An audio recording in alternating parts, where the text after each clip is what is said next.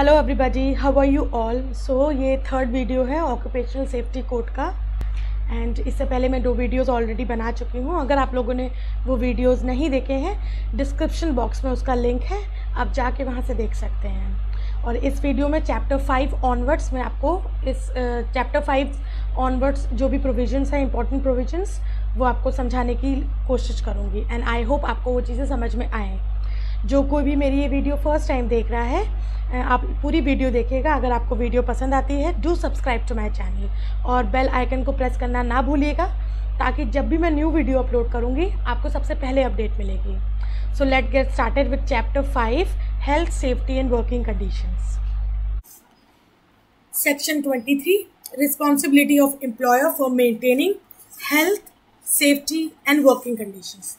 The employer shall be responsible to maintain in his establishment such health, safety and working conditions for employees as may be prescribed by the central government. तो central government ने जो भी prescribed health, safety and working conditions रखी होंगी, वही conditions को, वही सारी चीज़ों को, facilities को ये employer की duty है कि वो provide करवाए अपने workers and employees को.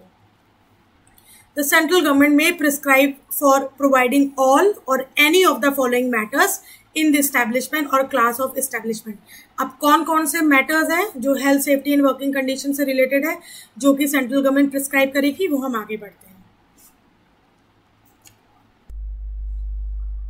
Cleanliness and hygiene, ventilation, temperature and humidity, environment free from dust, noxious gases, fumes and other impurities, adequate standards of humidification, artificially increasing the humidity of the air, ventilation, cooling of the air in the workroom, potable drinking water, adequate standards to prevent overcrowding and to provide sufficient space to employees, adequate lighting, sufficient arrangement for latrine and urinal accommodation to male, female and transgenders employees. तो important क्या है transgender, क्योंकि जब ये labour codes newly जो labour codes आए हैं सारे के सारे, तो उसमें जो थर्ड जेंडर है उसको भी इंक्लूड किया गया है, तो ये चीज़ भी इम्पॉर्टेंट है. Effective arrangement for treatment of waste and effluents and any other arrangement with the central government considers, which the central government considers appropriate. तो इन सब के अलावा जो भी सेंट्रल गवर्नमेंट को अप्रोप्रिएट लगता है, वो सारे के सारे अरेंजमेंट्स को नोटिफिकेशन के थ्रू प्रोवाइड करवाने के लिए बोलेगी. और एम्प्लॉयर की ये ड्यूटी बनती है कि वो अपने workers as well as employees को ये सब चीज़ें प्रोवाइड करवाए. Chapter 6, welfare provisions. अब यहाँ ये जो चैप्टर है ये ज़्यादा इंपॉर्टेंट है, क्योंकि यहाँ से क्वेश्चंस आने की प्रोबेबिलिटी बहुत ज़्यादा है. Welfare facilities in the establishment. The employer shall be responsible to provide and maintain in his establishment such welfare facilities for the employees as may be prescribed by government, central government. तो central government जो भी welfare facilities prescribed करेगी, उसको provide करवाने की responsibility किसकी है? Employer की बनती है. अब क्वेश्चन आ सकता है कि आपको 4 ऑप्शंस दे दिए जाएंगे या कुछ लिस्ट दे दी जाएगी. आपको बोला जाएगा कि इनमें से जो वेलफेयर फैसिलिटीज़ है उनको मार्क करिए. आप ऐसा क्वेश्चन आ सकता है, या आपको ये जो है कि लिस्ट दे दी जाएगी, आपको बताना है कि वेलफेयर फैसिलिटीज़ कौन कौन सी है. ये sort of a multiple choice question है. जो ऑप्शंस होंगे वो ऐसा हो सकते हैं, फर्स्ट ऑप्शन 1 2 3 4, देन 3 4 5 6, देन 4 3 2 1, इस टाइप से आपको होंगे. एक क्वेश्चन आ सकता है, आपको 4 ऑप्शंस दे दिए जाएंगे, उसमें से पूछा जाएगा कि इन चारों में से कौन सी वेलफेयर फैसिलिटीज़ है एज पर द कोड 2020. तो इस टाइप के क्वेश्चंस आते हैं, और अभी मतलब इस कोड से भी ऐसे क्वेश्चंस आ सकते हैं. सबसे पहले, adequate and suitable facilities for washing to males and female. Washing facilities होनी चाहिए. Bathing places and locker rooms for male, female and transgenders separately. Place of keeping clothing not worn during working hours and for drying. तो मतलब जब आप factory में जाते हो, अगर आपकी ड्रेस है तो आप जो आपके क्लोथ्स हैं उसको आप कहीं रखोगे, फिर आप अपनी ड्रेस पहनोगे, तो वो एक प्लेस होनी चाहिए जहाँ पर आप ये कर सको, ड्राई कर सको अपने वेट क्लोथ्स को. सिटिंग अरेंजमेंट्स होनी चाहिए for all the employees obliged to work in standing position. अगर ऐसा वर्क है जो स्टैंडिंग पोजीशन में रह के हो सकता है, तो ऐसे में वर्कर्स को सिटिंग अरेंजमेंट्स प्रोवाइड करना किसकी जिम्मेदारी है? एम्प्लॉयर की। और ये किस में आता है? वेलफेयर फैसिलिटीज़ में आता है। तो क्वेश्चन यहाँ से आ सकता है कि कौन कौन सी चीज़ें वेलफेयर फैसिलिटीज़ के अंदर आती हैं, तो आप इसको भी प्लीज़ माइंड में रखिएगा। Fifth, facilities of canteen in an establishment for employees thereof wherein 100 or more workers including contract laborers or ordinary employed। तो जिस किसी भी इस्टेब्लिशमेंट में 100 या उससे ज़्यादा, तो ये चीज़ प्लीज़ आप ध्यान में रखिएगा। यहाँ पर क्या बोला गया है? मोर देन 100 नहीं बोला गया है, ये नहीं बोला गया है। क्या बोला गया है यहाँ पर? 100 और मोर। तो ये चीज़ इम्पॉर्टेंट है, कभी कभी इस पे कन्फ्यूजन हो जाता है। कैसे? सपोज आपको मैच द फॉलोइंग आए हैं, कहीं लिखा है 100 और मोर, कहीं लिखा है मोर देन 100, कैंटीन है यहाँ पर, लेट सपोज फर्स्ट एड या एम्बुलेंस है, तो आप कंफ्यूज ना हो, 100 और मोर में होगा। कैंटीन फैसिलिटीज़ कब प्रोवाइड करवानी है? जब जो इस्टेब्लिशमेंट है वहाँ पर 100 या उससे ज़्यादा वर्कर्स इंक्लूडिंग, तो कॉन्ट्रैक्ट लेबरर्स को भी इंक्लूड किया गया है इस 100 और उससे ज़्यादा वर्कर्स जो काउंटिंग है उसमें होंगे, तो कैंटीन फैसिलिटीज़ होगी। In case of mines, medical examination of employees employed और to be employed in mines before their employment at specific intervals. तो माइंस है अगर, तो वहाँ पर एम्प्लॉयज़ की मेडिकल एग्जामिनेशन भी होना इंपॉर्टेंट है, तो ये भी एक तरह का वेलफेयर फैसिलिटी है। Adequate first aid boxes, first aid cupboards with content readily accessible during working hours। First aid boxes होनी चाहिए, फर्स्ट एड कवर्ड होनी चाहिए, उसमें चीज़ें होनी चाहिए प्रॉपर, और अगर कभी भी नीड हो वर्किंग आवर्स में तो वो रेडली अवेलेबल हो। Any other welfare measures which the central government considers under the code होगा यहाँ पर, under the code set for circumstances. तो जो भी लगता है, मतलब एक decent standards of life employees का रहे, बरकरार रहे, उसके लिए जो भी वेलफेयर फैसिलिटीज़ सेंट्रल गवर्नमेंट को लगता है प्रोवाइड करवानी चाहिए तो वो करवा सकती है। Other than these those are mentioned, जो मेंशन्ड है उसके अलावा। Without prejudice to the generality of power referred to in subsection 1, the central government may also prescribe for following matters. तो सेंट्रल गवर्नमेंट इन सब के अलावा ये जो मैटर्स हैं इसको भी प्रोवाइड करवा सकती है। तो ये भी क्या है? वेलफेयर फैसिलिटीज़ का ही पार्ट है। Ambulance room in every factory, mine, building और other construction work. Ambulance room कहाँ होगा? जहाँ मोर देन 100 वर्कर्स होंगे, सॉरी मोर देन 500। तो देखो ध्यान में रखना, मोर देन 500 है, मतलब 500 नहीं, 500 से ज़्यादा जब वर्कर्स होंगे तो एम्बुलेंस रूम प्रोवाइड करना इम्पॉर्टेंट है। यहाँ पर कैंटीन का था तो 100 और मोर था ना, तो वही आप जो टर्म्स हैं, जो वर्डिंग्स हैं वो ध्यान में रखना। Ambulance more than 500। Medical facilities at operating centres, halting station, uniform rain coats and other amenities for protection from rain and cold. तो ये सब चीज़ें भी होनी चाहिए। Adequate suitable and separate shelter rest room shelter rooms male, female और transgenders के लिए होने चाहिए। लंच रूम होना चाहिए, कहाँ? जहाँ पर मोर देन 50 वर्कर्स एम्प्लॉय होते हैं। तो जिस भी इस्टेब्लिशमेंट में मोर देन 50 वर्कर्स एम्प्लॉय होते हैं वहाँ पर shelter room, rest room, lunch room, ये सब होना चाहिए। तो ये चीज़ भी इम्पॉर्टेंट है।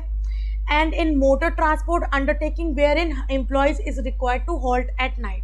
तो अगर मोटर ट्रांसपोर्ट अंडरटेकिंग है जहाँ पर एम्प्लॉयज़ को रात को रुकने की, ऐसा कोई वर्क है जहाँ उसको रात को रुकना पड़े, तो उस जगह आप ये सब चीज़ें प्रोवाइड करवा सकते हैं। तो इम्पॉर्टेंट क्या है?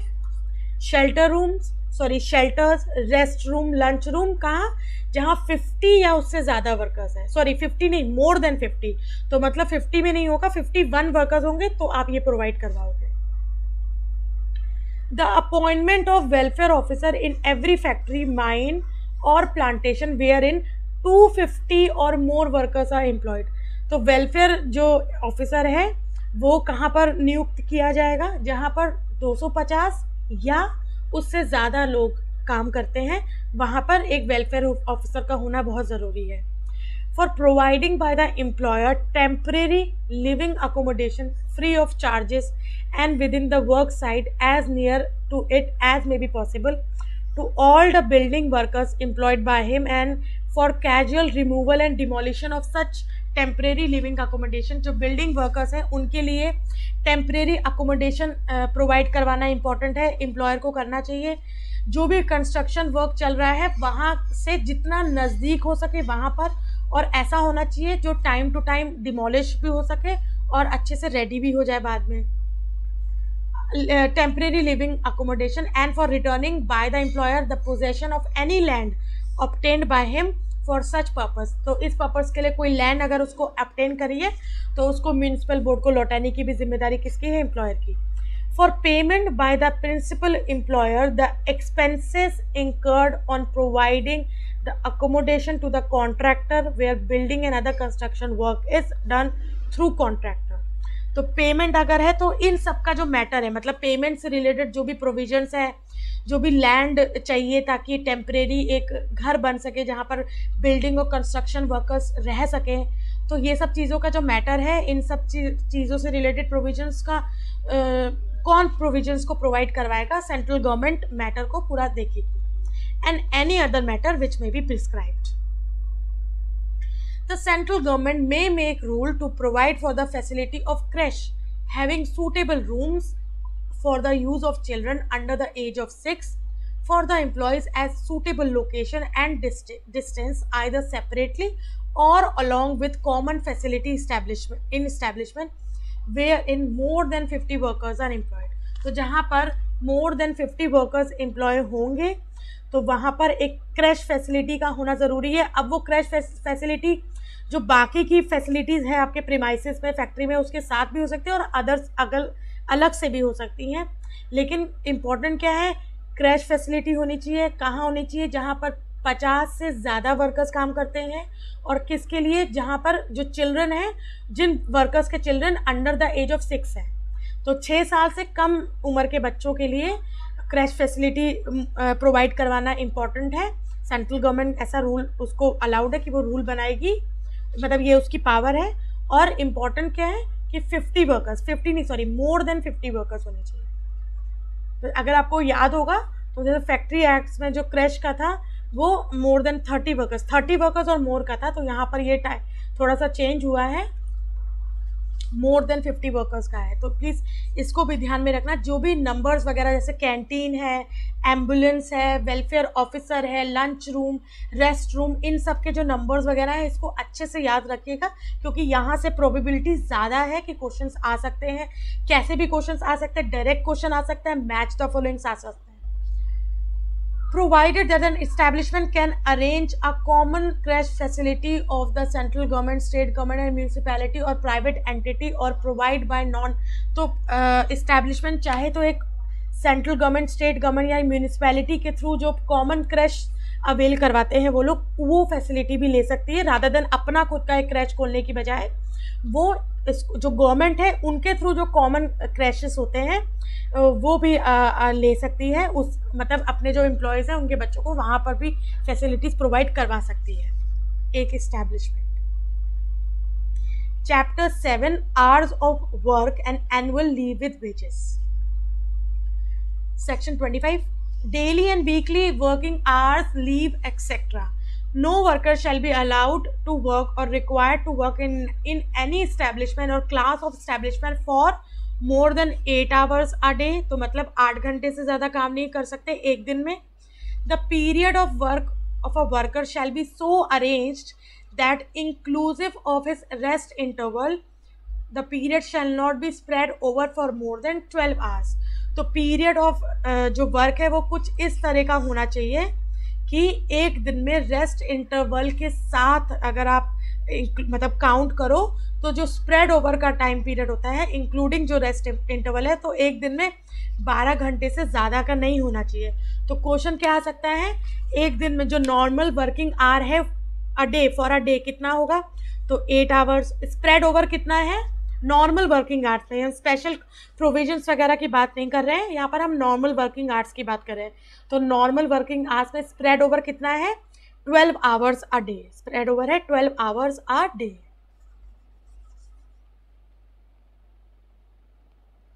Provided that subject to clause A in case of mines, तो क्लॉज ए मतलब वर्किंग आवर्स एक दिन के जो होते हैं। माइंस के केस में क्या होगा, the person employed below the ground in a mine shall not be allowed to work for more than such hours as may be. तो माइंस की अगर बात करें तो जो सेंट्रल गवर्नमेंट प्रिस्क्राइब करेगी एक दिन में उससे ज़्यादा काम नहीं कर सकते, प्रोवाइडेड कि जो वो पर्सन है बिलो द ग्राउंड काम कर रहा है। And no work shall be carried on below ground in any mine except by a system of shift। तो जो माइन में अगर बिलो द ग्राउंड काम हो रहा है तो शिफ्ट वाइज होगा काम वो, और ईच शिफ्ट का जो काम होगा वो मतलब जो भी मैक्सिमम डेली आवर्स है उससे ज़्यादा नहीं होना चाहिए। The period of work of workers shall not exceed 5 hours and that no worker shall work for more than 5 hours before he has an interval of rest for at least half an hour। तो इसमें ये बोल रहा है कि कोई भी worker को एक साथ कंटिन्यूसली 5 घंटे से ज़्यादा काम करना अलाउड नहीं है। 5 घंटे के बाद उसको हाफ एन आवर का रेस्ट देना पड़ेगा, उसके बाद ही आप उसको कोई काम करवा सकते हो। तो मतलब कंटिन्यूसली विदाउट एनी रेस्ट अगर वो काम कर रहा है तो 5 आवर्स से ज़्यादा नहीं कर सकता। और रेस्ट कितना है, एटलीस्ट कम से कम हाफ एन आवर का रेस्ट ज़रूरी है। तो ये भी आप ध्यान में रखिएगा, ये वाला क्वेश्चन आ सकता है। Provided further that subject to clause A that hours of work in case of motor transport workers shall include। अगर मोटर ट्रांसपोर्ट वर्कर्स है तो उनके केस में आवर्स ऑफ वर्क क्या होगा, the time spend in work done during running time of the transport vehicle. तो जो transport vehicle का रनिंग टाइम है वो इंक्लूड होगा आवर्स ऑफ वर्क में। टाइम स्पेंड इन सब्सिडरी वर्क, अगर कोई सब्सिडी एडेड वर्क है तो वो भी आवर्स ऑफ वर्क में इंक्लूड होगा। Period of मियर attendance eight terminals of less than 15 minutes. तो जो हॉल्स आते हैं, टर्मिनल्स आते हैं, उसमें अगर आप 15 मिनट्स से कम मतलब एटलीस्ट 15 मिनट्स, कम से कम 15 मिनट्स का जो टाइम है वो इसमें आवर्स ऑफ वर्क में इंक्लूड हो जाएगा। रनिंग टाइम क्या होता है, इसको पढ़ते हैं। Running time in relation to working day means the time from the moment a transport vehicle starts functioning. तो जिस मूवमेंट से जो ट्रांसपोर्ट व्हीकल है वो स्टार्ट हो जाता है at the beginning of working day, जिस दिन वर्क डे जो भी स्टार्ट हुआ तब से जिस टाइम से आपका व्हीकल स्टार्ट होगा, until the moment when the transport vehicle ceases to function, और तब तक जब तक वो काम करना बंद नहीं कर देता, at the end of the working day, excluding any time during which the running of the transport vehicle is interrupted for the period exceeding such duration as may be prescribed by central government, during which period the person who drives or perform any other work in connection with transport vehicles are free to dispose of their time as they please or are engaged in subsidiary work। तो मतलब इसमें ये बोला जा रहा है कि जो रनिंग टाइम है उसका मतलब है कि जब आपका व्हीकल स्टार्ट हुआ, स्टार्टिंग डे से, मतलब जब दिन की शुरुआत हुई, वर्किंग डे था जब से स्टार्ट हुआ आपका व्हीकल, उसके बाद वर्किंग डे के एंड होने पर आपका व्हीकल एंड हो गया।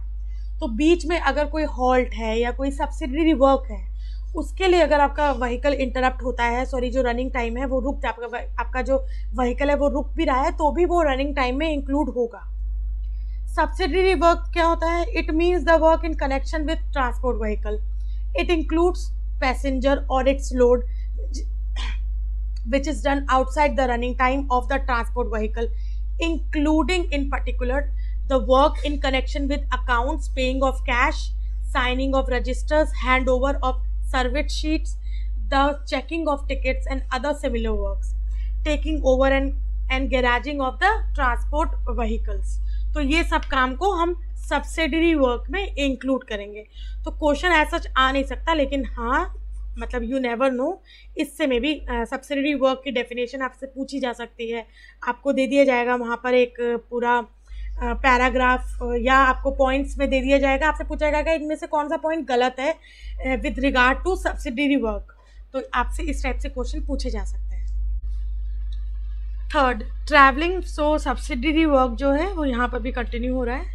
Travelling from the place where a person signs on to the place, तो मतलब वो प्लेस जहाँ उसने काम जो भी है लिया और वो प्लेस जहाँ से उसने व्हीकल को लिया, मतलब व्हीकल कहीं और में भी पार्क होगा तो वहाँ से लिया।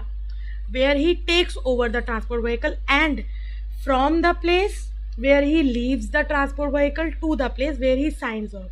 और फिर जहाँ उसने व्हीकल को छोड़ा, जो भी उसकी डेस्टिनेशन थी, और फिर वो प्लेस जहाँ उसने एक्चुअली में साइन ऑफ करा या वाइस वर्सा।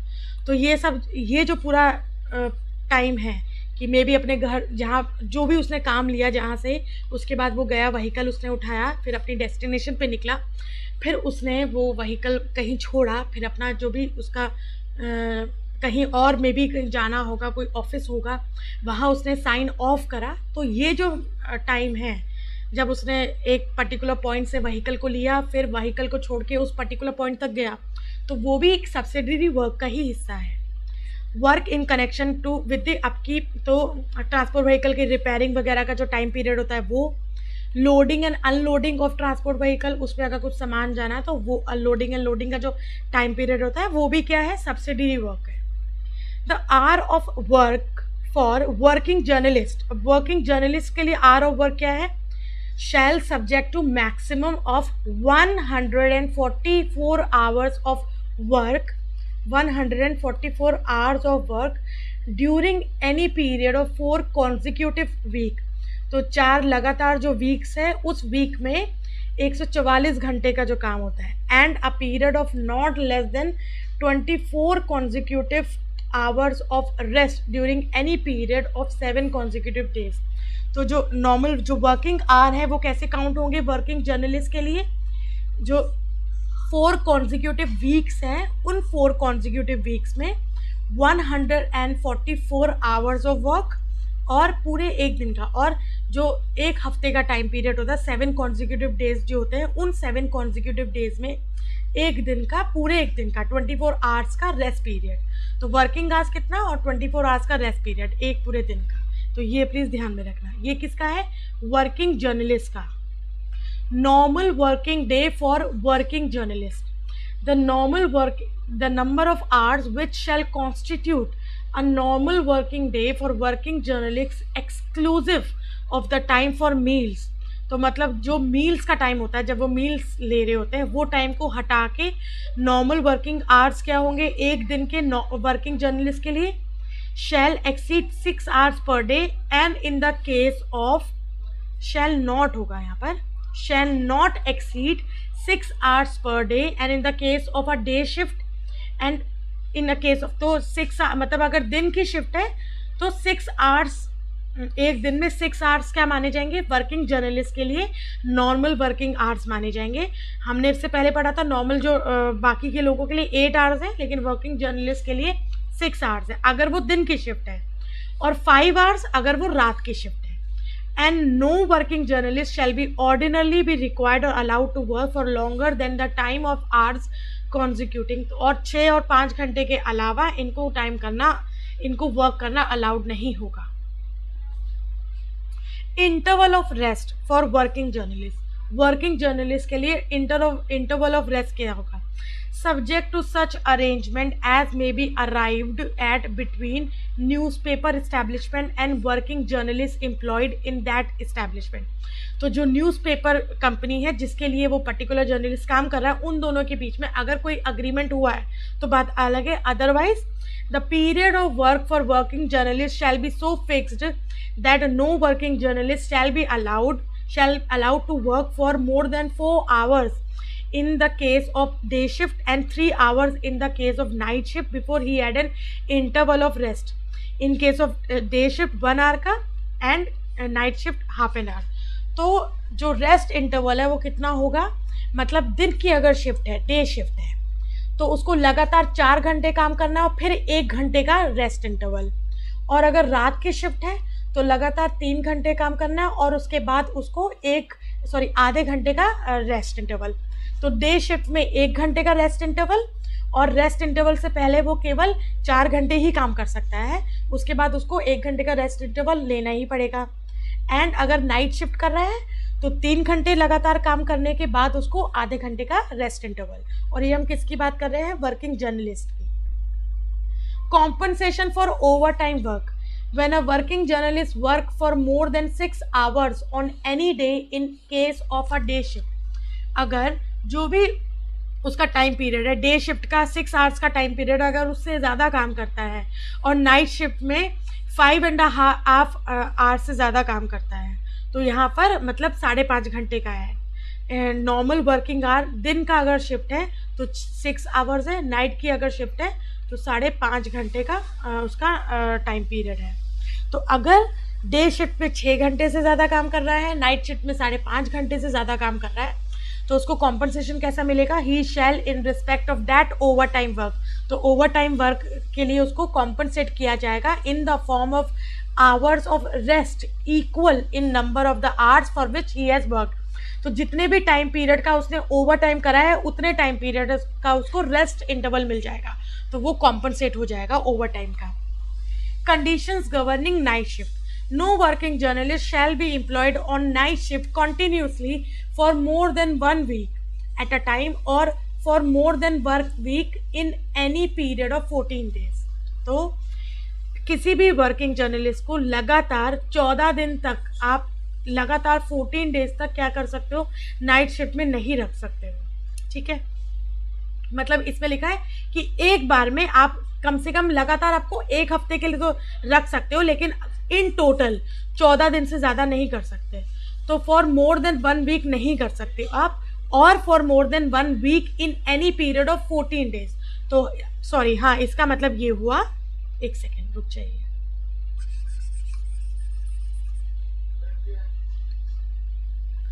हर 14 दिन में जो भी 14 डेज का जो टाइम पीरियड आता है, एवरी 14 डेज के टाइम पीरियड में आप ज़्यादा से ज़्यादा 1 हफ्ते तक ही उसको लगातार नाइट शिफ्ट में रख सकते हो, उससे ज़्यादा नहीं रख सकते। Interval preceding change of shift. In case of change of shift from night to day और vice versa, night to day या day to night, there shall be an interval of not less than 24 consecutive hours between 2 shift। तो मतलब अगर suppose एक working journalist लगातार day shift कर रहा है, अब उसको नाइट शिफ्ट में कंटिन्यू करना है, तो ऐसा नहीं होगा कि आज उसने डे शिफ्ट करी और नेक्स्ट डे से वो नाइट शिफ्ट में चला जाएगा। नहीं, उसको डे शिफ्ट और नाइट शिफ्ट में जो चेंज हुआ है उस चेंज से पहले पूरे 1 दिन का उसको इंटरवल ब्रेक एक मिलेगा।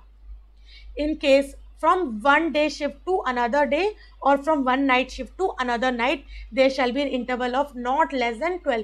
तो अगर डे की बात है, एक डे से दूसरे डे में, तो उसको 1 दिन का पूरा 24 आवर्स का टाइम पीरियड जो होगा इंटरवल का मिलेगा।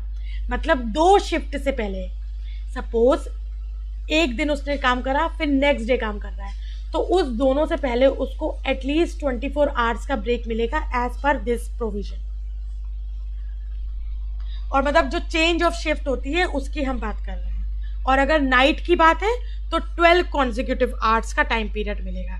अगर मतलब 1 नाइट से अनदर नाइट में अगर शिफ्ट कर रहे हैं तो 12 कॉन्जिक्यूटिव आवर्स का ब्रेक मिलेगा। अगर डे से डे में शिफ्ट कर रहे हैं तो 24 कॉन्जिक्यूटिव आवर्स का ब्रेक मिलेगा, interval. A sale promotion employee और working journalist in addition to such holidays, casual leaves or other kind of leave as may be prescribed by the central government shall be granted if requested for। तो cell promotion employees या working journalist, उनको जो holidays मिलते हैं, casual leave मिलती हैं और other kind of leave मिलती हैं जो कि उसको सेंट्रल गवर्नमेंट द्वारा प्रिस्क्राइब्ड है। उसके अलावा अगर किसी और लीव के लिए वो रिक्वेस्ट कर रहे हैं, कौन सी लीव के लिए? Earned leave for full wages for not less than 1/11 of the period spend on the duty. तो जितना भी टाइम पीरियड का उसने ड्यूटी करी है उसका 1/11 उसको कितना मिलेगा? Earned leave. अर्नड लीव का मतलब होता है leave with full wages. Leave on medical certificate on 1/2 of the wages for not less than 1/18 of the period of working service. जो भी उसकी पीरियड ऑफ वर्किंग सर्विस है, जो भी वर्क का जो भी टाइम पीरियड है, उस टाइम पीरियड का 1/18वां मतलब 1/18 क्या होगा? उसको लीव मिलेगा। और वेजेस कितने होंगे? जैसे अर्न लीव में फुल वेजेस थे और यहाँ पर मेडिकल सर्टिफिकेट अगर आप प्रोड्यूस करोगे तो उसमें हाफ वेजेस में आपको लीव मिलेगी। और लीव कितनी होगी? जितना भी मतलब जब भी आपने जैसे 2 लीव्स के बीच में जो भी टाइम पीरियड होता है वर्किंग का, उसका 1/18 पार्ट आपको लीव का मिलेगा। may accumulate earned leave up to maximum limit as may be prescribed. तो जो भी गवर्नमेंट द्वारा प्रिस्क्राइब लिमिट होगी उस तक आप अर्न लीव को अक्यूमुलेट करके कैश कर सकते हो. Shall be entitled for the limit up to which the earned leave may be either encashed or availed at a time by him and the reason. तो मतलब जो भी सेंट्रल गवर्नमेंट है वो प्रिस्क्राइब करेगी, उसके अकॉर्डिंग आप क्या कर सकते हो. अर्न लीव जो भी आपने मतलब सपोज कभी कभी होता है कि आप एक साथ 30 डेज की अर्न लीव को अक्यूमुलेट करके एनकैश कर सकते हो, उससे ज़्यादा नहीं. सपोज आपके पास लीव है, आपने उसको रखे रहा आप तो ज़्यादा से ज़्यादा 30 दिन की लीव को एक साथ अक्यूमुलेट करके या तो आप एनकैश कर सकते हो या आप एक साथ ले सकते हो. 30 से ज़्यादा अगर होगी तो वो मतलब नहीं मानी जाएंगी. तो ये मैं एग्जाम्पल दे रही हूँ. और यहाँ पर इस कोड में अगर इस टाइप का कुछ प्रिस्क्रिप्शन होगा तो वो सेंट्रल गवर्नमेंट द्वारा ही प्रिस्क्राइब किया जाएगा. शैल when he voluntarily relinquishes his post or retires from the service, when his services are terminated for any reason whatsoever but not being a termination as punishment, be entitled to cash compensation subject to such conditions and restrictions as may be prescribed by central government in the respect of earned leaves earned by him and not availed of. Who dies while in service, his heir shall be entitled to cash compensation. और यहाँ पर हम बात किसकी कर रहे हैं, sale promotion employees as well as working journalist की. Not compensation for the earned leave earned by him and not availed of his heir shall be paid the cash compensation. तो मतलब जो भी कैश कॉम्पनसेशन है वो earned leave का as per the prescribed provisions जो central government prescribe करेगी उसको मिलेगा. इन केस इनकी डेथ हो जाती है जो एम्प्लॉई है तो उनके एड्स को मिलेगा. जो भी सर्वाइवर्स हैं, जो भी उनके लीगल जो डिपेंडेंट्स में भी है उनको मिलेगा जो कैश कॉम्पनसेशन है. और जितनी भी उनको अर्न लीव है अगर उन्होंने अवेल नहीं करी है, अगर वो लीव पे वो अर्न लीव नहीं ली है तो वो जो अक्यूमुलेटेड लीव है उसका कैश वो उसको एनकैश करवा के ले सकते हैं. Weekly and compensatory holidays section 26.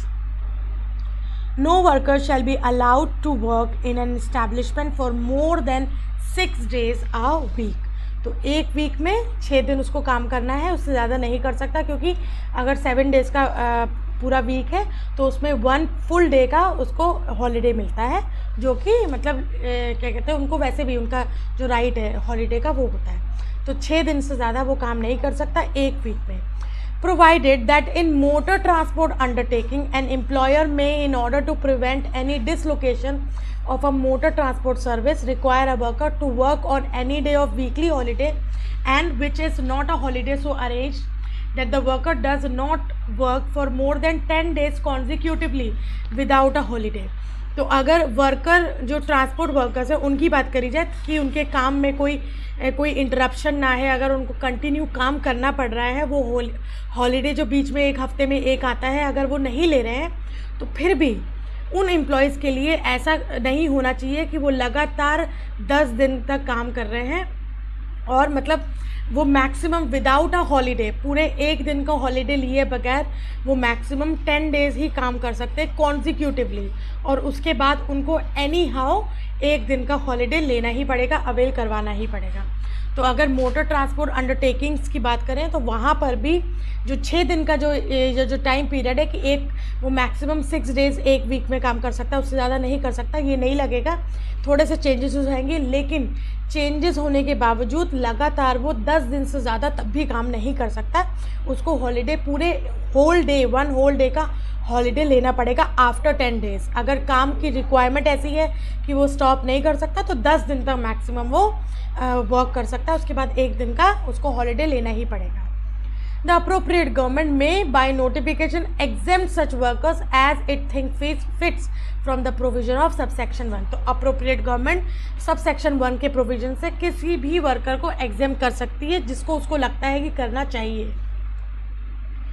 Where as a result of passing of an order or making of a rule under the provision of this code exempting an establishment or worker, a worker is deprived of any weekly holiday अगर किसी order के पास होने की वजह से या इस code के प्रोविजंस की वजह से जो एस्टैब्लिशमेंट को एग्जाम किया गया है इस पर्टिकुलर रूल से, कौन से रूल से, ये वाले रूल से, उस एग्जाम्पशन, उस ऑर्डर के बाद अगर ऐसा कुछ होता है, सिचुएशन ऐसी बनती है कि किसी वर्कर को वीकली हॉलीडे से डिप्राइव होना पड़ रहा है, the worker shall be allowed with in the month in which the holiday were due or within 2 months immediately following that one compensatory holiday of equal number to the holiday so deprived.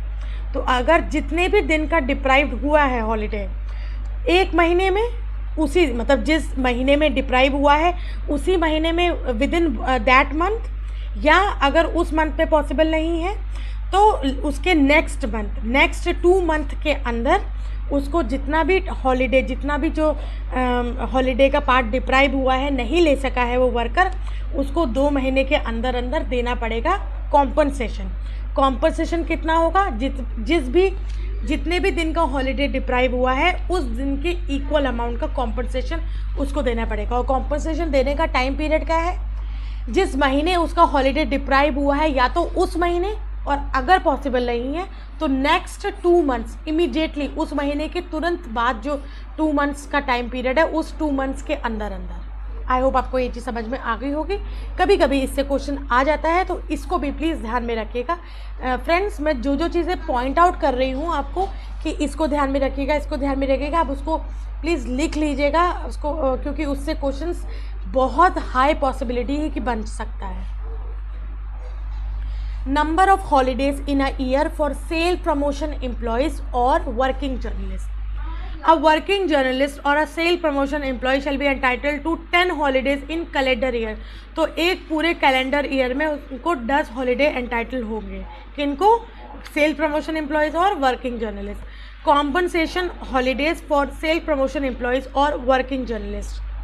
If a working journalist or a sale promotion employee is required to attend on a holiday, a compensatory holiday shall be given to him within 30 days immediately following the holiday on the day mutually agreed upon by him and his employer. तो अगर कोई holiday था और उस holiday में इन दोनों को, मतलब ईदर सेल प्रमोशन एम्प्लॉय या working journalist, either of them और बोथ ऑफ देम, उनको क्या करना पड़ा है? कोई काम करना पड़ा है उस हॉलीडे में, उनको काम करना पड़ रहा है, तो फिर उस हॉलीडे के 30 डेज़ के अंदर उनको एक हॉलीडे लेना पड़ेगा और वो हॉलीडे दोनों मिलके, एम्प्लॉयर और एम्प्लॉय मिलके सेट कर सकते हैं। तो टाइम पीरियड इम्पॉर्टेंट कौन सा है? 30 डेज़ का।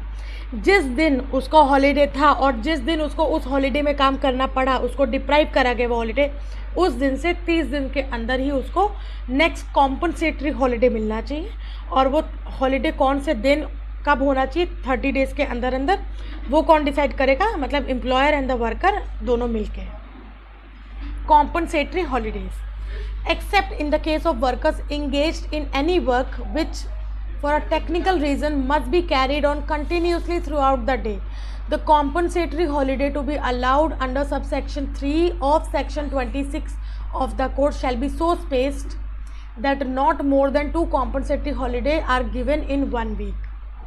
तो मतलब compensatory holiday की अगर बात करें तो compensatory holidays ऐसे सेट करने चाहिए। compensatory holiday क्या होता है आपको समझ में आ गया होगा आई थिंक, कि एक उनको जो हॉलीडे मिलता है, जो भी प्रिस्क्राइब्ड हॉलीडे है, अगर उस हॉलीडे में उन वर्कर्स को काम करना पड़ रहा है तो उस हॉलीडे के अगेंस्ट फिर एक और हॉलीडे मिलता है जिसको हम कॉम्पनसेटरी हॉलीडे कहते हैं। और अगर वो एम्प्लॉयज़ जिनको टेक्निकल रीज़न की वजह से कंटिन्यूसली थ्रू आउट काम करना पड़ा है, ये प्रोविज़न उनके लिए नहीं है, बाकी एम्प्लॉयज़ के लिए है।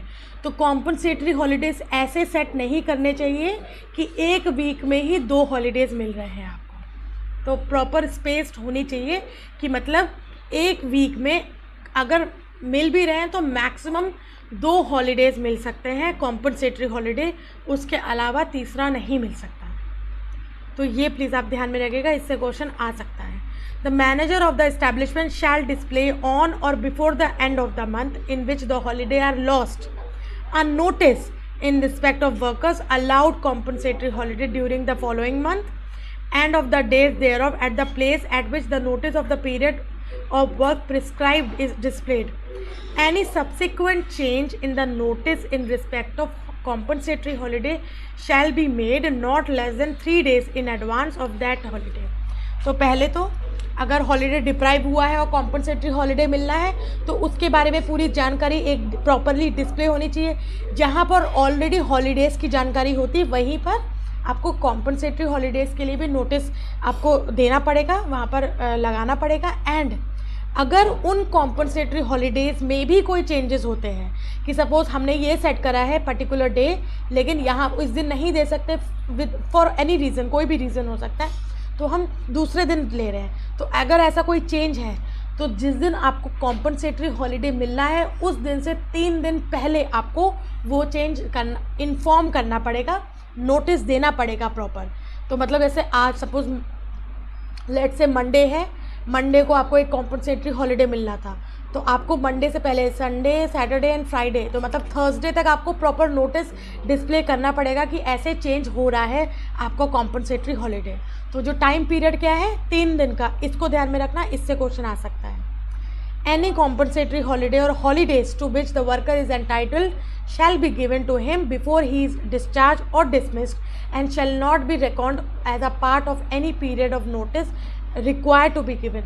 तो अगर उसको डिस्चार्ज या डिसमिसल भी करना है तो जो भी उसके कॉम्पनसेटरी हॉलीडेज़ हैं तो आपको वो अवेल करवा देने चाहिए. उसके बाद मतलब सपोज डिस्चार्ज होने वाला है तो आप ये नहीं कह सकते कि अरे आप डिस्चार्ज होने वाले हो, आप कॉम्पनसेटरी हॉलीडे लेके क्या करोगे, ऐसा नहीं कह सकते. आपको कॉम्पनसेटरी हॉलीडे देना है आप दो, आपको डिस्चार्ज करना है वो भी करो, लेकिन उसको आप नहीं देने से रोक सकते हो.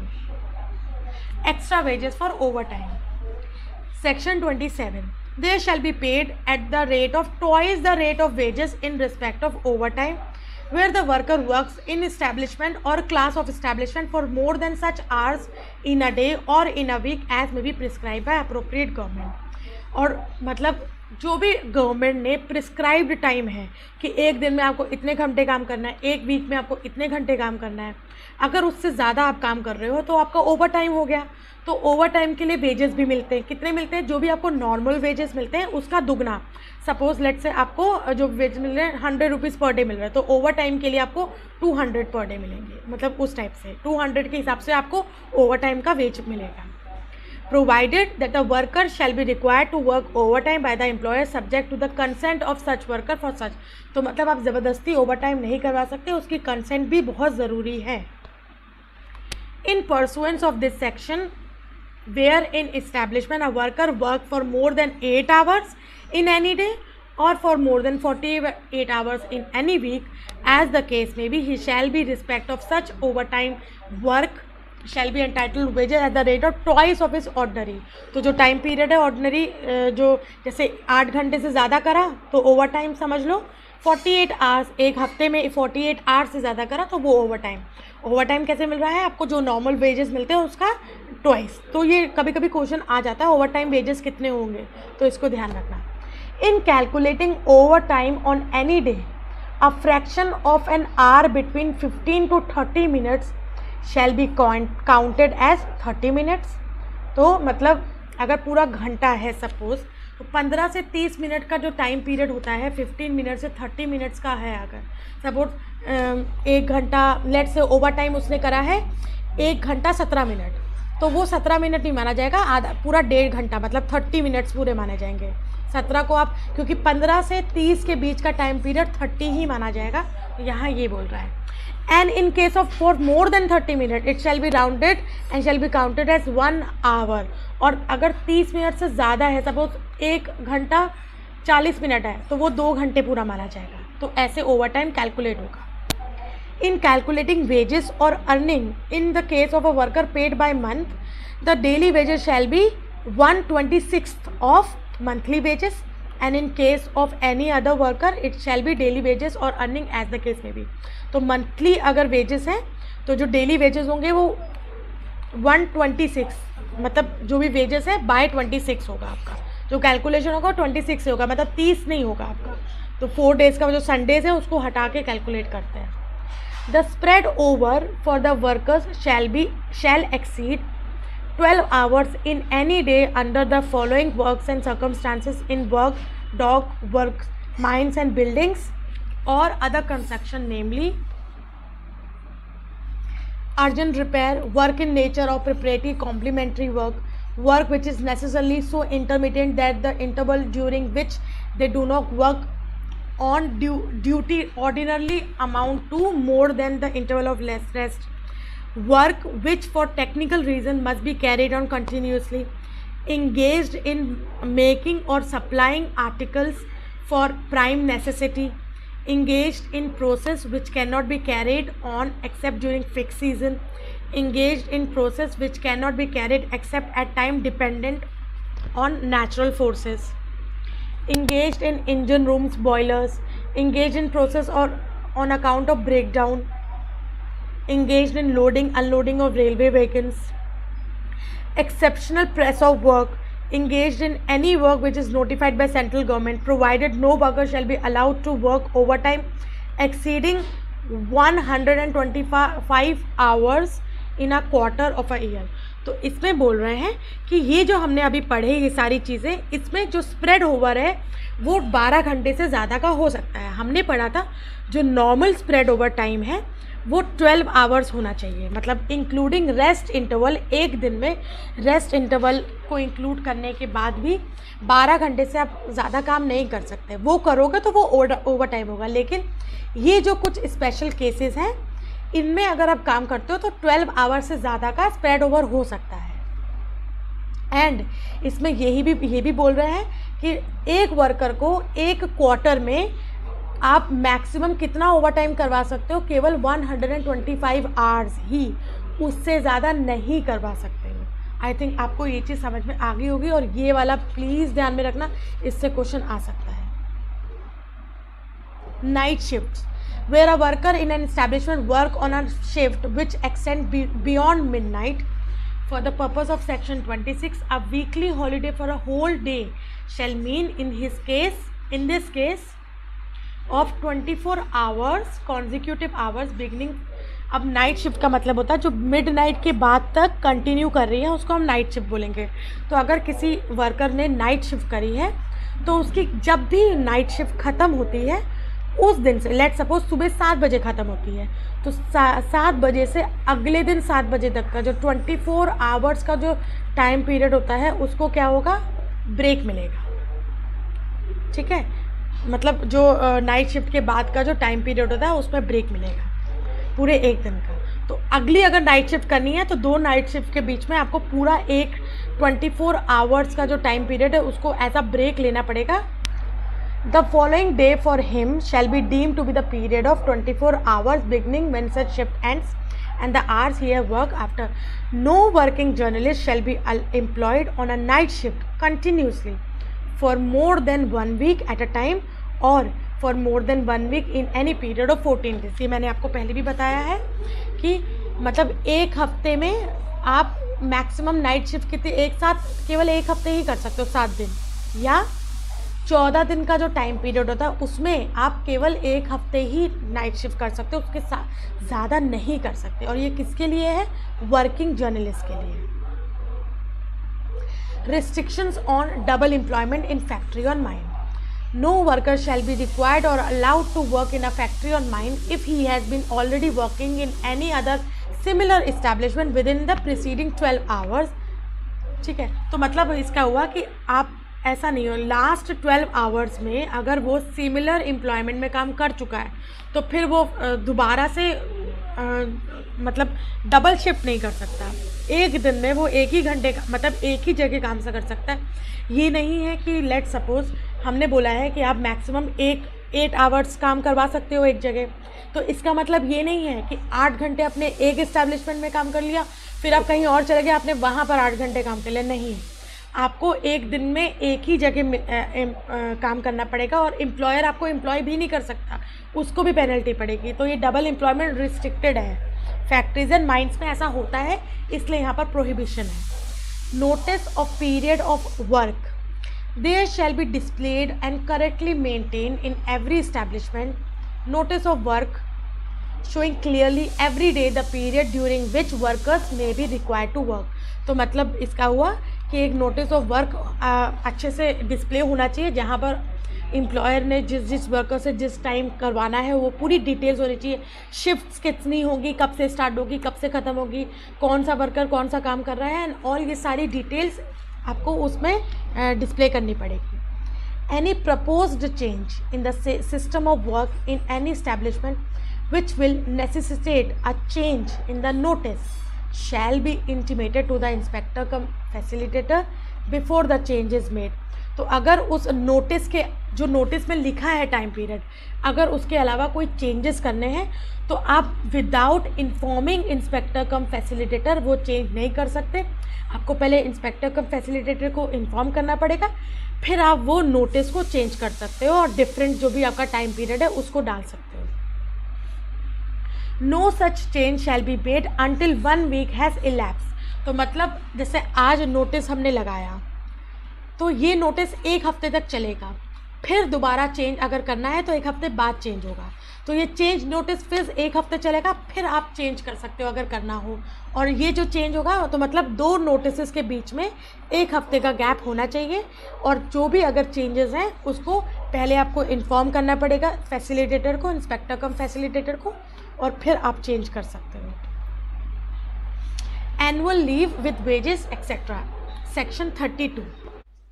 Every worker employed in an establishment shall be entitled for leave in a calendar year with wages subject to following conditions। तो conditions इन conditions को ध्यान में रखते हुए हर वर्कर को लीव विद वेजेस प्रोवाइड की जाएंगी, लेकिन ये conditions रहेंगी उनमें। अब वो conditions क्या क्या हैं? That he has worked 180 days or more in such calendar year। तो उसको अगर उसको annual leave with wages avail करवानी है खुद के लिए, मतलब ऐसी लीव जो वेजेस के साथ हो, पेड लीव, तो उसको एक कैलेंडर ईयर में कम से कम 180 दिन काम करना पड़ेगा। That he shall be entitled for 1 day leave for every 20 days of his work. हर 20 दिन में एक लीव के लिए एंटाइटल्ड होगा वो worker. In the case of adolescent for 15 days of his work, and in the case of worker employed below the ground at the rate of 1 day for every 15 days of his work। तो adults के लिए एक leave her 20 दिन में, अडोल्सन के लिए 15 दिन में एक लीव, और माइंस में भी 15 डेज में एक लीव। तो ये जो लीव का पूरा जो नंबर है ना, इसको ध्यान में रखना, क्योंकि इससे क्वेश्चन आ सकता है कि अगर जो वर्कर्स है अदर देन अडोलसेंस या माइंस, तो उनके लिए हर 20 दिन में एक लीव का प्रावधान है। अडोलसन है तो हर एक दिन में एक लीव 15 दिन में, माइन है तो एक लीव 15 दिन में। Third, any period of lay off maternity leave और annual leave availed by such worker in such calendar year shall be counted for calculating the period of 180 days. तो जब 180 डेज का पीरियड कैलकुलेट होगा तो उसमें ले ऑफ मैटरनिटी लीव वगैरह सब कैलकुलेट होगी, और more under clause 1 which is this one, but he shall not earn leave for the period so counted. लेकिन ले ऑफ मैटरनिटी लीव वगैरह का जो पीरियड है जो काउंट हुआ है, उस पीरियड में उसको अर्नड लीव नहीं मिलेगी। ऐसी लीव जिसको वो एनकैश कर सकते हैं अक्यूमुलेट करके, वो वाला नहीं मिलेगा। लेकिन जब वर्किंग डेज की बात आएगी कि उसको कम से कम 180 दिन काम करना पड़ेगा अगर उसको एनुअल लीव विद वेजेस चाहिए, तो उन 180 दिन में अगर वो ले ऑफ हुआ है या वो मैटरनिटी लीव पे गया था तो वो भी काउंट होगा। Any holiday falling between the leave availed by such worker shall be excluded from the period of leave. तो अगर जो भी उसने लीव अवेल करवाई है उसके बीच में कोई हॉलीडे पड़ रहा है, हॉलीडे मीन्स गेजेटेड हॉलीडे, तो वो हॉलीडे को एक्सक्लूड किया जाएगा लीव से, मतलब उसको लीव नहीं माना जाएगा। In case of worker who service commences otherwise than on the first day of January. ऐसा वर्कर जिसकी सर्विस स्टार्ट हुई है किसी और डे को, मतलब 1 जनवरी से स्टार्ट नहीं हुई है, किसी और दिन स्टार्ट हुई है, तो उस केस में क्या होगा, that person shall be entitled to leave with wages. उसको जैसे कि यहाँ पर हमने क्या पढ़ा कि उसको लीव विद वेजेस कब मिलेंगे, जब उसने इन टोटल 180 दिन तो कम से कम काम किया होगा। तो ये 180 दिन काम करने वाला जो पीरियड था, ये हम तब अज्यूम कर रहे हैं कि अगर उसने 1 जनवरी से लेट सपोज अपना काम ज्वाइन करा है। लेकिन अगर उसने किसी और दिन अपना काम ज्वाइन करा है तो ऐसे केस में 1 जनवरी से नहीं करा अपना काम ज्वाइन, तो ऐसे केस में जितना भी रिमेनिंग पीरियड है, जिस भी दिन उसने काम करा है, मतलब जिस भी दिन से उसने काम करना शुरू करा है, तो उसके बाद पूरे कैलेंडर ईयर का जितना भी टाइम पीरियड है, अगर उसका 1/4 भी उसने काम वर्किंग करा होगा, मतलब लेट सपोज उसने 1 जनवरी से ज्वाइन नहीं करा, 10 जनवरी से ज्वाइन करा, या 1 फेब से ज्वाइन करा, या 1 मार्च से ज्वाइन करा है, उसके बाद उसका जो पूरा कैलेंडर ईयर है उसको हम नंबर ऑफ डेज कैलकुलेट करेंगे, उस नंबर ऑफ डेज का 1/4 निकालेंगे। लेट सपोज 80 दिन है और 80 का हम 1/4 कर रहे हैं तो 20 दिन आता है। अगर हमने देखा कि जो वर्कर था उसका जो वर्किंग पीरियड था, जितने दिन उसने काम करा है वो 16 दिन ही आ रहा है, और 1/4 80 दिन का 1/4 20 डेज है, तो मतलब वो अवेल नहीं करवा सकता लीव विद वेजेस।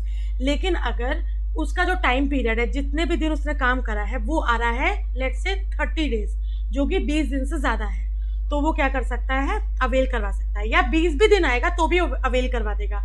ये बोला जा रहा है कि अगर उसने 1 जनवरी के बाद से ज्वाइन करा है तो जितना भी उस साल का रिमेनिंग टाइम पीरियड है, उस टाइम पीरियड का 1/4 निकालेंगे और ये देखेंगे कि उस वर्कर ने 1/4 काम किया है, 1/4 या उससे ज़्यादा, तो एटलीस्ट अगर 1/4 भी किया होगा तो वो लीव विद वेजेस के लिए एंटाइटल्ड हो जाएगा। आई होप आपको ये चीज़ समझ में आई होगी। इसमें मैंने इसलिए इतना जोर दिया क्योंकि ये वाला क्वेश्चन एग्जाम में पूछा जा सकता है। ये आपको एक सिचुएशन दे देंगे, उस पर लिखा होगा कि उसने इस दिन से ज्वाइन करा है, तो 1 जनवरी से ज्वाइन नहीं करा होगा, आप ध्यान में रखना, इसने कोई और दिन से ज्वाइन करा है, तो फिर जितना रिमेनिंग टाइम है उसका 1/4 निकालना और देखना कि उसकी लीव उसने कितना दिन काम करा है, फिर आप देख सकते हो कि उसको लीव मिलेगी या नहीं मिलेगी। In case such worker is discharged or dismissed from service or quits employment or is superannuated or dies while in service, अब अगर वो जो वर्कर है वो डिस्चार्ज हुआ है या डिसमिस हुआ है या उसने खुद सर्विस क्विट करी है या वो सुपर एनुएट हुआ, मतलब कि रिटायरमेंट की एज में पहुंचने के बाद उसकी जो सर्विस थी वो टर्मिनेट हो गई, या वो मर चुका है, मतलब अपनी सर्विस में रहते दौरान उसकी मृत्यु हो गई है during the course of the calendar year, उस पर्टिकुलर कैलेंडर ईयर में। Such worker or is heir or nominee, वो वर्कर का जो एयर होगा या नॉमिनी होगा उसको shall be entitled to wages in lieu of the quantum of leave, तो जो भी लीव बची हुई है, रिमेनिंग जो भी उसकी लीव बची हुई है वो पर्टिकुलर टर्मिनेशन के बाद या उसकी डेथ होगी, जो भी मतलब जो भी जिस भी वजह से उसका जो सर्विस थी वो टर्मिनेट हुई है, उस टाइम पीरियड, मतलब जिस दिन भी टर्मिनेट हुई है उस टाइम पीरियड के बाद उसके जितना भी वेजेस बचे, जितनी भी लीव बची है, उस लीव के बदले उसको क्या मिलेगा, वेजेस मिल जाएंगे। To which such worker was entitled immediately before his discharge, dismissal, quitting of employment, superannuation और डेथ। डेथ के केस में वो वेजेस किसको मिलेंगे, उसके एयर या नॉमिनी को, और अगर डेथ नहीं हुई है तो उसको मिलेंगे। आई होप आपको ये चीज समझ में आ गई होगी। Where such worker is discharged or dismissed or quits employment before expiry of second working day from the date of discharge, dismiss, तो अब वो जो लीव के बदले उनको वेजेस मिल रहे हैं वो कब मिल रहे हैं, तो अगर वो डिस्चार्ज या डिसमिस हुआ है तो जिस दिन डिस्चार्ज या डिसमिस हुआ है उस दिन से सेकेंड वर्किंग डे को वो मिल जाएगा।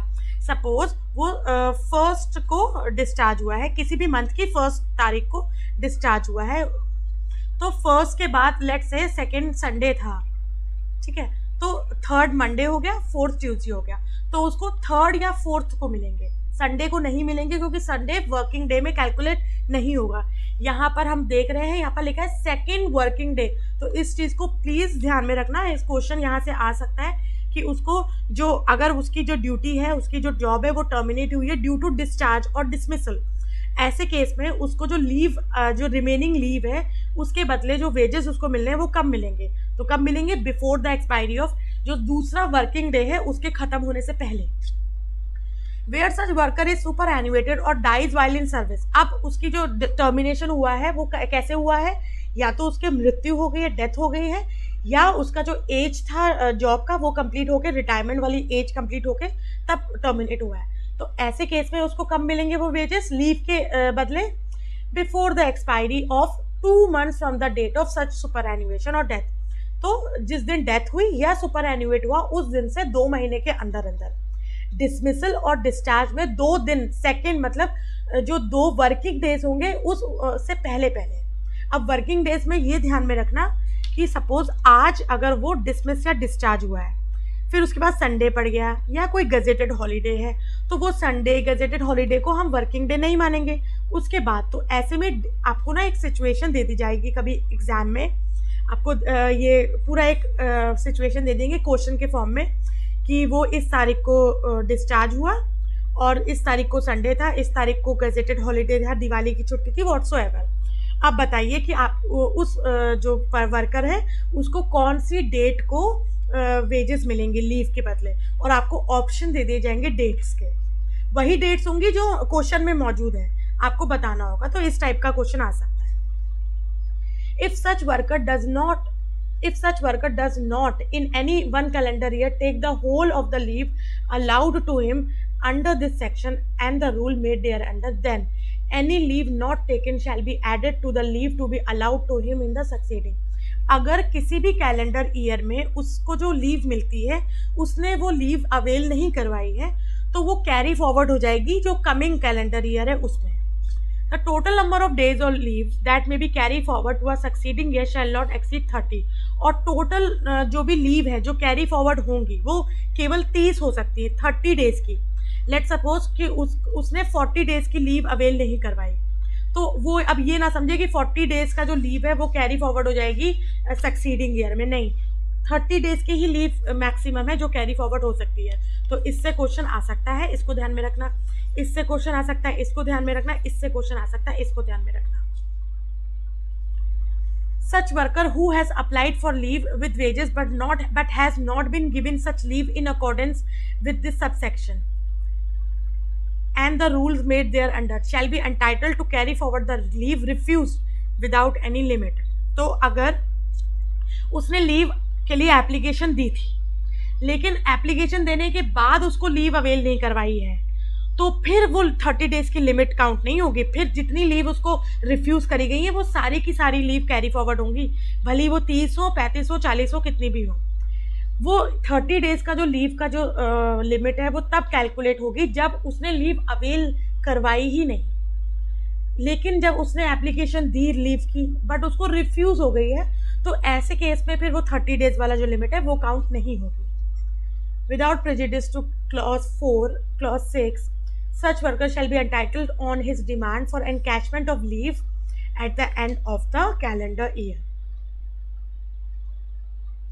तो जो मतलब जो भी उसका लीव बचा है, जैसे कि उसने लीव अवेल नहीं करवाई, उसकी लीव बच गई है तो उसके अगेंस्ट में वो एनकैश करवा सकता है उसको जो भी लीव है। ये जो ऑप्शन है ये वाला, इसके बारे में ये बात कर रहा है, ठीक है। Such worker shall be entitled where his total number of leave exceeds 30 days under subclause A of clause 7 to encash such exceeded leave। तो अगर देखो जैसे मैंने अभी आपको बताया कि उसने 40 डेज की लीव जो थी वो उसके पास थी लेकिन उसने 40 दिन की लीव अवेल नहीं करवाई। अब केवल 30 डेज की लीव ही वो फॉरवर्ड हो सकती है। तो जो 40 दिन से 30 डेज की लीव तो सक्सीडिंग ईयर में नेक्स्ट ईयर में क्या होगी, कैरी फॉरवर्ड हो गई। अब वो जो 10 दिन की लीव बची है जो कि कहीं ना कहीं बूस्ट टाइप हो रही है मतलब एक तरह से, तो उसको वो 10 दिन की लीव को क्या कर सकता है, एनकैश कर सकता है, जो कि यहाँ पर बोला जा रहा है। आई होप आपको ये चीज़ समझ में आ गई होगी। Procedure for availing leave by working journalist और sales promotion employee. A working journalist और sales promotion employee who desire to obtain leave shall apply in writing to the competent officer of the establishment। Application for leave other than casual leave or leave on medical certificate and quarantine leave shall be made not less than 1 month before the date of commencement of the leave। तो अब इसमें याद करने वाली बात यह है कि वर्किंग जर्नलिस्ट और सेल्स प्रमोशन एम्प्लॉय को अगर लीव चाहिए तो वो क्या करेगा, कॉम्पिटेंट ऑफिसर को लीव की एप्लीकेशन दे सकता है। लेकिन जिस दिन भी उसको लीव चाहिए उस दिन से 1 महीने के अंदर मतलब पहले ही देनी पड़ेगी उसको लीव। ये नहीं कि उसको आज लीव चाहिए और 1 दिन पहले वो क्या कर रहा है, लीव की एप्लीकेशन दे रहा है, नहीं, उसको जिस दिन भी उसको लीव चाहिए, जिस दिन से उसको लीव चाहिए, उस दिन से 1 महीने से पहले उसको लीव के लिए अप्लाई करना पड़ेगा, बशर्ते वो लीव कैजुअल लीव नहीं होनी चाहिए, लीव ऑन मेडिकल सर्टिफिकेट नहीं होनी चाहिए, या क्वारंटाइन लीव नहीं होनी चाहिए। उसके अलावा कोई और लीव होगी तो उसके लिए ये जो है टाइम पीरियड दिया है कि कम से कम 1 महीने पहले तो आपको बताना पड़ेगा। Earned leave. The working journalist or sales promotion employee shall be entitled to earned leave on full wages for a period not less than 1 month for every 11 months spent on duty. तो हर 11 महीने जो उसने spend करें duty पे, हर 11 महीने में 1 महीने की उसको क्या मिलेगी, वर्किंग जर्नलिस्ट और सेल्स प्रमोशन एम्प्लॉय को अर्नड लीव मिल सकती है, provided that he shall cease to earn further such leave when the earned leave due amounts to 90 days. और जब उसकी जो earned leave है वो 90 दिन की हो जाएगी तो फिर उसको एक्स्ट्रा और earned leave नहीं मिल सकती. The period spent on duty shall include the weekly days of rest, holidays, casual leave and quarantine. तो जो ड्यूटी का पीरियड है, जो जैसे कि इसमें लिखा ना, हर 11 मंथ्स, हर 11 महीने जो उसने ड्यूटी पे स्पेंड करे हैं, उस 11 महीनों में उसको 1 महीने की लीव मिलेगी. तो वो जो ड्यूटी का टाइम पीरियड है उसमें वीकली जो रेस्ट मिलता है वो भी इंक्लूड होगा, हॉलीडेज भी इंक्लूड होंगे, कैजुअल लीव भी इंक्लूड होगी और क्वारंटाइन लीव भी इंक्लूड होगी. Wages during earned leave. The working journalist और sales promotion employee on earned leave shall draw wages equal to his average monthly wage. जो भी उसका एवरेज मंथली वेज है उसी के इक्वल नंबर में वो अर्नड लीव को ड्रॉ कर सकता है, अर्नड लीव में वेजेस को ले सकता है. मतलब जो भी लीव है, अगर उसने लीव ली है जो एक EL है, अर्नड लीव है, तो उस अर्नड लीव में उसको वेजेस जो भी मिलेंगे कौन से होंगे, जो उसको नॉर्मल वर्किंग डेज में वेजेस मिलते हैं वैसे ही, during the period of 12 completed months spent on duty, or if the period is less than 12 months, during the entire such period immediately preceding the month in which the leave commences. तो अगर her last जो preceding जो भी उसके 12 months completed 12 months हैं duty के, उन 12 months में जो उसको अर्नड लीव मिलनी है, कितनी मिलनी है, जो भी उसका एवरेज मंथली वेज होगा उसी के इक्वल अमाउंट की उसको अर्नड लीव मिलेगी. लेकिन अगर उसने 12 महीने की ड्यूटी नहीं करी है, लेट सपोज कम करी है, तो फिर जितने भी टाइम पीरियड की करी है उसके हिसाब से उसको अर्न लीव मिल जाएगी immediately preceding the month in which the leave commences. मतलब जिस भी मंथ लीव कमेंस होगी उससे पहले उसने जितने भी टाइम पीरियड के लिए करा है. और इम्पॉर्टेंट क्या है ये वाला, यहां से क्वेश्चन आ सकता है, इसको ध्यान में रखना. Cash compensation for earned leave not availed. अगर उसने उसके पास जो अर्नड लीव है और उसने वो लीव नहीं ली है तो उसके बदले उसको कैश कॉम्पनसेशन मिलेगा. तो वो क्या है उसको पढ़ते हैं. When a working journalist or sales promotion employee voluntarily relinquishes his post or retires from service on reaching the age of superannuation, he shall be entitled to cash compensation for earned leave not availed up to 30 days. तो जितना भी earned leave उसने avail नहीं करी है उसको केवल 30 दिन का ही 30 डेज के इक्वल में उसको कैश कॉम्पनसेशन मिल सकता है. ठीक है, तो मतलब जैसे कि सपोज उसको जो भी उसकी अर्न लीव होगी, उसने 30 दिन की नहीं करी है, 40 दिन जो भी उसने मिलती है उसने नहीं करी है, लेकिन उसको जो कैश कॉम्पनसेशन मिलेगा, कैश कॉम्पनसेशन वो केवल 30 दिन के हिसाब से मिलेगा. 30 दिन का जितना भी उसका बनता है वेजेस उसके हिसाब से उसको कैश कॉम्पनसेशन मिल जाएगा. तो ये ध्यान में रखना, ये वाला जो 30 डेज का है इससे क्वेश्चन आ सकता है. Provided that a working journalist और sales promotion employee who has been refuse to earn leave due to him shall be entitled to cash compensation for the earned leave so refused. लेकिन अगर उसको उसने जो leave थी उसने avail करवाने के लिए एप्लीकेशन दी है लेकिन उसको रिफ्यूज कर दी गई है तो फिर ये 30 डेज वाला टाइम लिमिट काउंट नहीं करेगा. Provided further that in case of working journalist who dies while in service and who has not availed himself for the earned leave immediately preceding the date of the death, his heir shall be entitled to cash लेकिन अगर अब वही है, अगर working journalist की मृत्यु हो जाती है काम के दौरान तो अगर उसने जितनी भी अर्न लीव एंटाइटल्ड थी उसको लेकिन उसने अवेल नहीं करवाई है, वो सारी के अगेंस्ट जो कैश कॉम्पनसेशन है वो उसके हेयर या जो भी नॉमिनी वगैरह है उसको मिल जाएगा. When a working journalist or sales promotion employee service are terminated for any reason whatsoever other than punishment, he shall be entitled to cash compensation for earned leave not availed up to 90 days. और अगर working journalist या sales promotion employ है, उसकी जो job है वो terminate होती है, पनिशमेंट नहीं होनी चाहिए, वो टर्मिनेशन का रीजन किसी और रीज़न की वजह से टर्मिनेट होती है, तो उसको जो अर्नड लीव है उसके बदले उसको कैश कितना मिल सकता है, अप टू 90 डेज की अर्नड लीव का कैश मिल सकता है. तो ये ध्यान में रखना है, इसको प्लीज़ आप नोट डाउन कर लीजिएगा. तो जो मैं बोलती जा रही हूँ, आप इससे क्वेश्चन बनेगा, इससे क्वेश्चन बनेगा, आप चाहें तो एक कॉपी में मतलब डायरेक्ट वही पॉइंट्स लिख सकते हैं, ऊपर से आप केवल हेडिंग डाल दीजिएगा कि किससे रिलेटेड पॉइंट्स हैं, और वो पॉइंट्स एज इट इज़ आप लिख सकते हैं. मतलब आप कोड का नाम डाल दीजिए या आप चैप्टर का नाम डाल दीजिए, कोड के नाम के साथ साथ चैप्टर का नाम डाल दीजिए, ताकि आपको आसानी हो ये समझने में कि ये लाइन कौन से कोड से रिलेटेड है और उस कोड में किस चीज़ से रिलेटेड है. और उसके बाद डायरेक्टली आप वो लाइन्स को अपनी कॉपी में लिख सकते हैं. जो मैं लाइन बोलती जा रही हूँ, लाइन को कॉपी में लिखने का मतलब मैं इसलिए बोल रही हूँ क्योंकि कभी कभी एज इट इज़ लाइन को क्वेश्चन के फॉर्म में दे देते हैं पूरे के पूरे प्रोविजन को, ताकि आपको याद भी हो जाए, क्योंकि लिखेंगे अगर आप तो आपको जल्दी याद होगा और आपको याद रहेगा, आपके माइंड में रहेगा, रिटेन रहेगा, तो एग्जाम में भूलने के जो होता है वो कम हो गए chances.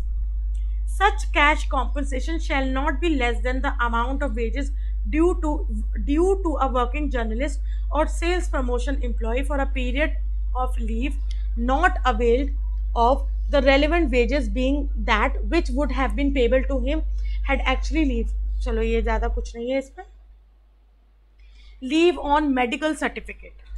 A working journalist or sales promotion employee shall be entitled to leave on medical certificate on 1/2 of the wage at the rate of not less than 1 month for every 18 months of service. तो हर 18 months की service, जो अगर medical certificate produce करवा के उसको leave लेनी है तो उसको लीव कैसे मिलेगी ये बोल रहे हैं. तो हर 18 महीने की जो सर्विस होगी क्या है, entitle to leave on medical certificate on 1/2 of the wage. तो हर 18 मंथ्स पे उसको 1 मंथ की लीव मिल सकती है, और आधे वेजेस में, मतलब जो वेज मिलेंगे उस लीव के दौरान वो कितने होंगे, जो भी उसको नॉर्मल वेज मिलते हैं उसका हाफ मिलेगा, और हर 18 महीने में 1 मंथ की लीव मिल सकती एटलीस्ट, मतलब नॉट लेस देन, उससे कम की नहीं मिल सकती, एटलीस्ट उसको 1 मंथ की लीव मिलेगी. Provided that he shall cease to earn such leave when the leave on medical certificate amounts to 90.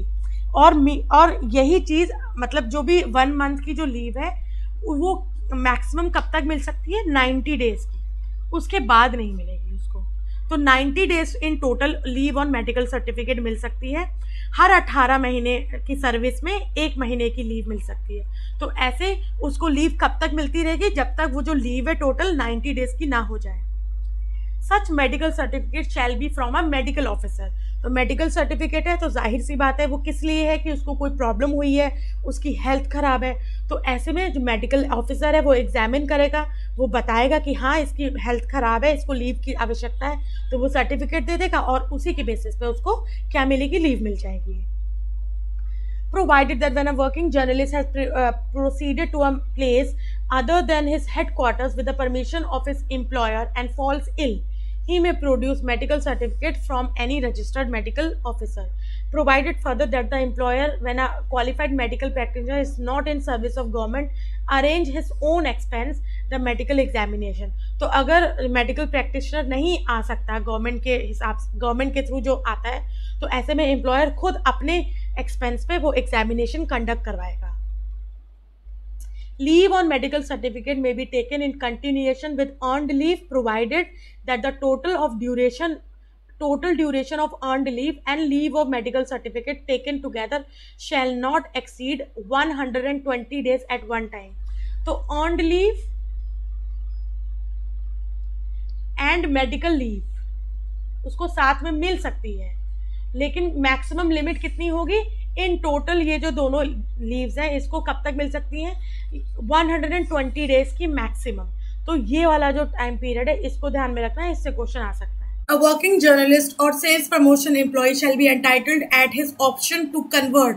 तो वर्किंग जर्नलिस्ट या सेल्स प्रमोशन एम्प्लॉय वो क्या कर सकता है, अपनी जो लीव ऑन मेडिकल सर्टिफिकेट मिलती है उसको ऑन हाफ द वेजेस, जो मतलब आधे वेजेस पे जो लीव ऑन मेडिकल सर्टिफिकेट मिलती है उसको वो कन्वर्ट करवा सकता है।